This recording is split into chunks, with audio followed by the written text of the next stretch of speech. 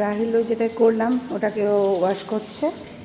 আর আমার চিকেন কষাটা হয়ে গেছে, দেখতে পাচ্ছ।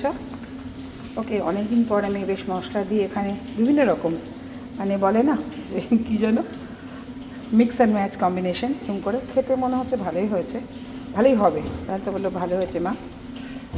তো বাড়িতে যেরকম নিজে মশলা বানিয়ে করি, এখানে সবই দিয়েছি, বাট তার সাথে একটুখানি ওই বম্বে চিকেন মশালা, ছাড়ি চিকেন মশালা একটু দিয়েছি।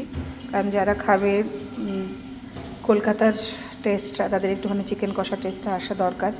এই জন্য একটুখানি তেলটা দেখছো ভাসছে, বাট আমি খুব কম তেল খাই, 1 চামচ দিয়েই আমি চিকেন বানাই। বাট আজকে তো ডিফারেন্ট নেই, ওর বন্ধুরা এবং তার প্যারেন্টস খাবে। তো রাহিল এটা আমাকে ধুয়ে এনে দিল।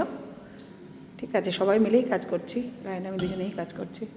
তো এবার আমার হবে আলুর দমটা। ঠিক আছে, অলরেডি পেঁয়াজ টমেটো কাটা দেখতে পাচ্ছ, এবং এখানে গার্লিক তো আছেই আমাদের, প্লাস আমি এই গার্লিকের এটা ইউজ করি। ঠিক আছে, গার্লিককে সকাল থেকে তাড়াহুড়োর জন্য আমাদের সেইভাবে খাওয়া হয়নি, এভাবেই রাখা আছে। কেননা বাইরে ধরো কেউ কাউকে বললে তো সেটা সকাল থেকেই মনে হয় যে কতক্ষণে করবো, এখন আলুর দমটা বানাবো। ওকে, বাই বাই।